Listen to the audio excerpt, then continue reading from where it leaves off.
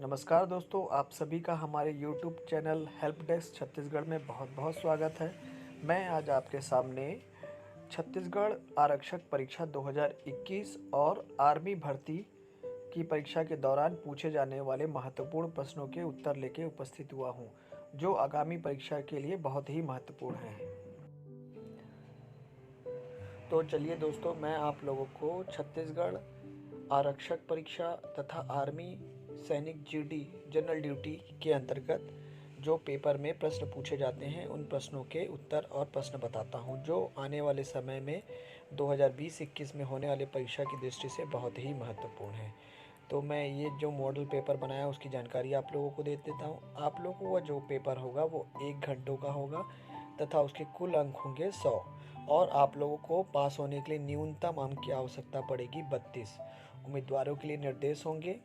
पहला निर्देश होगा, उत्तर पुस्तिका तब तक न खोले जब तक कि आपको आदेश न मिल जाए।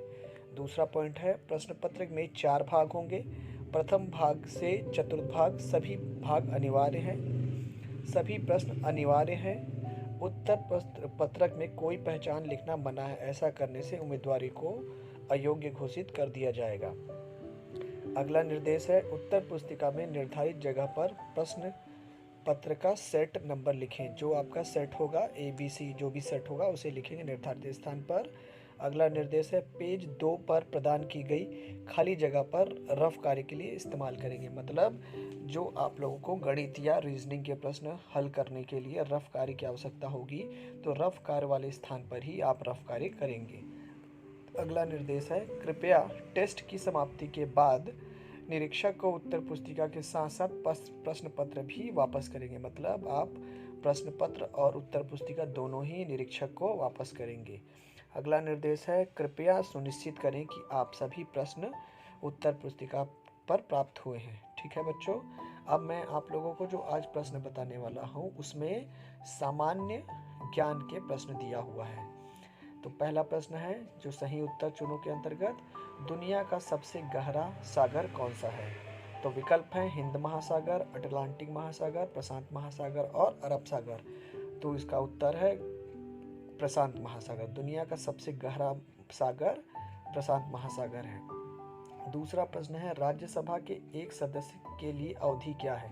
मतलब राज्यसभा का जो एक सदस्य होता है वह कितने वर्ष के लिए चुना जाता है? तो उसका विकल्प है 5 वर्ष, 4 वर्ष, 2 वर्ष और 6 वर्ष। तो इसका उत्तर है 6 वर्ष। अगला प्रश्न है, अंतर्राष्ट्रीय न्यायालय में राष्ट्रपति नियुक्त किए जाने वाले प्रथम भारतीय कौन थे? तो इसका विकल्प है नागेंद्र सिंह, भगत सिंह, डॉक्टर हरदयाल, इनमें से कोई नहीं। तो इसका उत्तर है नागेंद्र सिंह। अंतर्राष्ट्रीय न्यायालय में राष्ट्रपति नियुक्त होने वाले पहले भारतीय नागेंद्र सिंह थे। अगला प्रश्न है, किस दिन को मानवाधिकार दिवस के रूप में मनाया जाता है? तो विकल्प हैं 24 अक्टूबर, 4 जुलाई, 10 दिसंबर या इनमें से कोई नहीं। तो इस प्रश्न का उत्तर है 10 दिसंबर। विश्व मानवाधिकार दिवस 10 दिसंबर को मनाया जाता है। अगला प्रश्न है, भारत की सबसे बड़ी बहुउद्देशीय नदी घाटी परियोजना कौन सी है?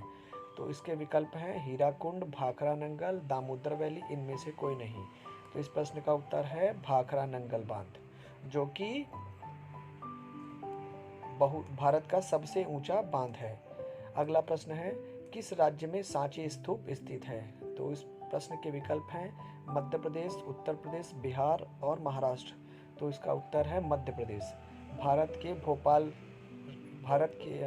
के मध्य प्रदेश प्रांत की जो राजधानी भोपाल है, वहाँ से कुछ दूरी पर सांची नामक स्थान पर सांची स्तूप स्थित है। अगला प्रश्न है, inch one teach one, each one teach one कार्यक्रम किससे संबंधित है? तो इसके विकल्प हैं प्रौढ़ शिक्षा, नियमित शिक्षा, गैर औपचारिक शिक्षा और जागृत शिक्षा। तो इसका उत्तर है प्रौढ़ शिक्षा। प्रौढ़ शिक्षा के अंतर्गत सभी लोगों के लिए शिक्षा अनिवार्य की बात की गई थी। अगला प्रश्न है, भारत और पाकिस्तान के बीच शिमला संधि का हस्ताक्षर कब किए गए? तो इसके विकल्प हैं 1955, 1971, 1962 और 1972। तो भारत, उसका उत्तर है 1972। भारत और पाकिस्तान के बीच शिमला संधि पर हस्ताक्षर 1972 में हुए। भारत और पाकिस्तान का जब 1971 में युद्ध हुआ था, तो युद्ध विराम के बाद जो संधि हुई थी उसे ही शिमला संधि कहा जाता है, जो 1972 में हुई थी। अगला प्रश्न है, महानदी कहाँ से निकलती है? इस प्रश्न के विकल्प हैं धमतरी, पटना, उज्जैन या देहरादून। तो इस प्रश्न का उत्तर है धमतरी। महानदी जो रहती है छत्तीसगढ़ राज्य के धमतरी जिले के नगरी सिहावा से निकलती है। अगला प्रश्न है, किसने आनंद मठ पुस्तक लिखा था? इसके विकल्प हैं बंकिम चंद्र चटर्जी, अब्दुल फजल, कालिदास और शरत चंद्र चटर्जी। तो इस प्रश्न का उत्तर है बंकिम चंद्र चटर्जी, जिसे बंकिम चंद्र चट्टोपाध्याय भी कहा जाता है, जिन्होंने आनंद मठ लिखी थी। इसी आनंद मठ से भारत का राष्ट्रीय गीत जो वंदे मातरम है लिया गया है। अगला प्रश्न है, किसने मेघदूत के लेखक हैं? कौन मेघदूत के लेखक हैं? तो इसके विकल्प हैं कालिदास, तुलसीदास, कौटिल्य या वेदव्यास। तो इस प्रश्न के उत्तर हैं कालिदास। कालिदास मेघदूत के लेखक हैं। अगला प्रश्न है, सौर मंडल का सबसे बड़ा ग्रह कौन सा है? तो सौर मंडल के सबसे बड़े ग्रह के लिए विकल्प हैं आपके सामने बृहस्पति, बुध, वीनस, इनमें से कोई नहीं। तो सौर मंडल का सबसे बड़ा ग्रह कौन सा है? बृहस्पति है। और बुध जो है सौर मंडल का सबसे छोटा ग्रह है। अगला प्रश्न है, निम्न में से कौन हमारी संसद का हिस्सा नहीं है? अध्यक्ष, लोकसभा, मुख्य न्यायाधीश, इनमें से कोई नहीं। तो इस प्रश्न का उत्तर है मुख्य न्यायाधीश। हमारी संसद का हिस्सा नहीं। हमारी संसद के हिस्से के अंतर्गत लोकसभा, राज्यसभा शामिल होते हैं, इसके अंतर्गत मुख्य न्यायाधीश शामिल नहीं होता है। अशोक ने अपनी अंतिम लड़ाई कहाँ लड़ी थी? मलाया, कलिंग, कोचीन, इनमें से कोई नहीं। तो इस प्रश्न का उत्तर है कलिंग। अशोक ने अपनी अंतिम लड़ाई कलिंग से लड़ी थी। इस युद्ध के बाद अशोक ने शस्त्र त्याग दिया था। अगला प्रश्न है, गौतम बुद्ध का जन्म कब हुआ था?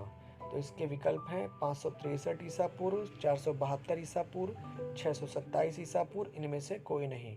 तो गौतम बुद्ध का जन्म जो हुआ था 563 ईसा पूर्व में हुआ था। धन्यवाद दोस्तों, आप सभी का। और अधिक जानकारी के लिए हमारे चैनल हेल्प डेस्क छत्तीसगढ़ को सब्सक्राइब करिए और लाइक करिए और हमसे जुड़े रहिए।